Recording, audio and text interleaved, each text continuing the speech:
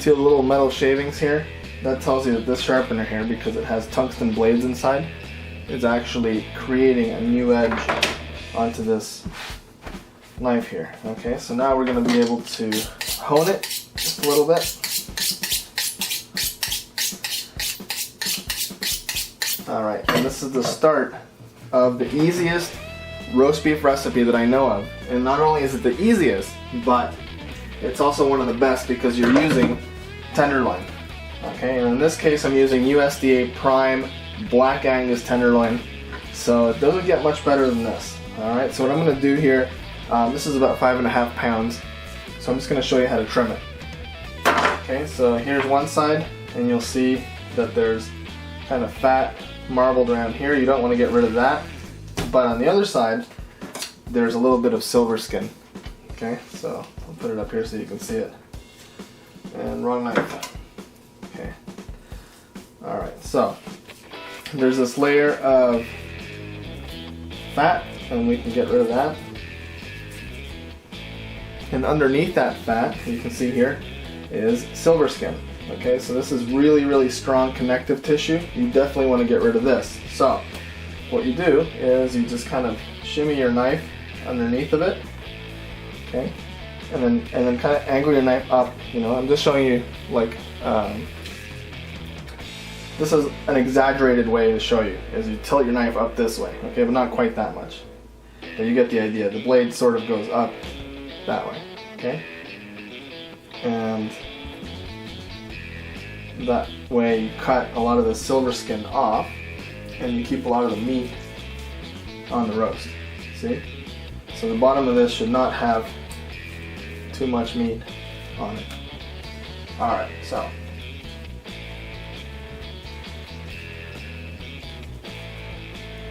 okay, a little bit more here.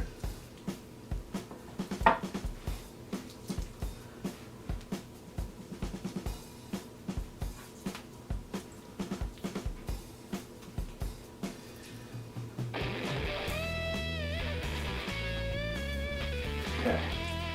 Now this is what I call the butt of the tenderloin, and you can see that it has one large muscle, then one muscle here, and then a chain here.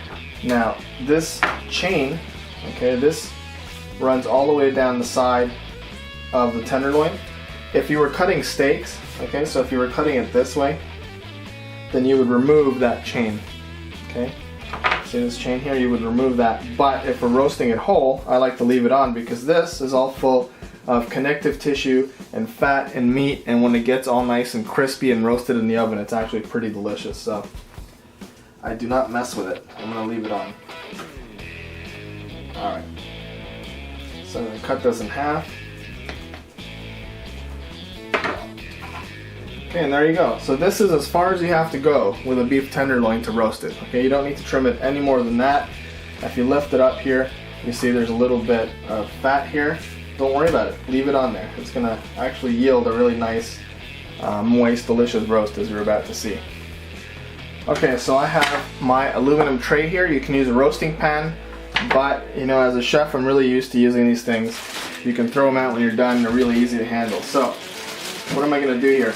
The important thing is when you put the roast inside of this pan, you don't want the roast to touch the bottom of the pan, okay, because there's going to be juices in there, and you don't want the roast to boil. You want it to be kept up away from the juices. Okay, so this is why I use all the kind of leftover vegetables in my fridge, things that, you know, are coming up to be thrown out, like celery, stuff like that. In this case, I have a bag of carrots that I'm not going to use for anything else. And these are organic purple and orange carrots.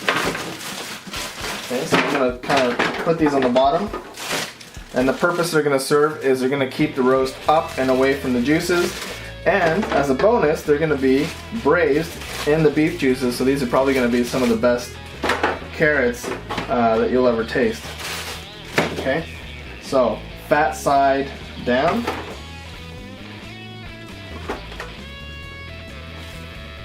Okay, no particular reason, I just like to do it that way.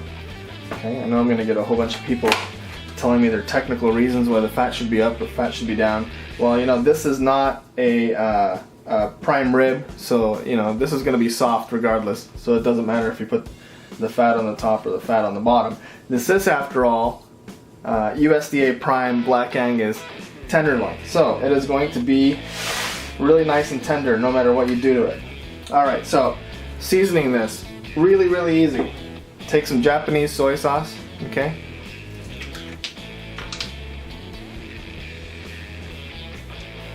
Alright, just cover it. I like to use Montreal steak spice.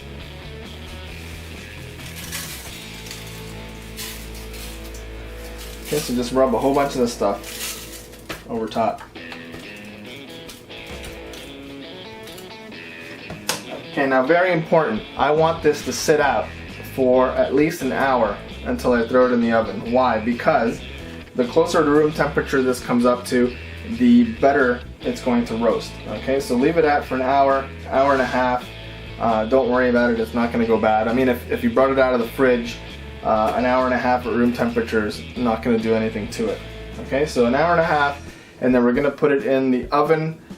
In my particular oven, I know that I can do 8 minutes per pound at 425 degrees on convection roast. Okay, ovens vary. Some ovens are hot, some ovens are cold, but I know in my oven it's 425 for 8 minutes per pound, and that's going to give us a nice medium rare roast beef.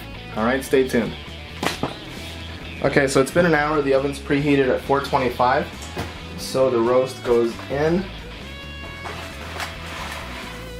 and it should be about 45 minutes in this oven.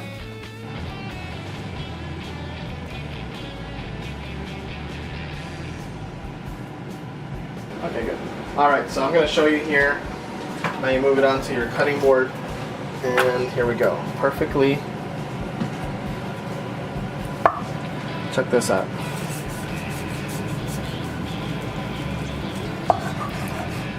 Look at that.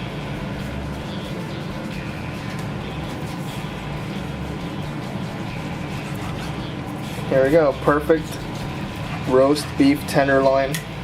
Medium rare, nice and pink. This stuff you can take apart with a fork. What do you think of that?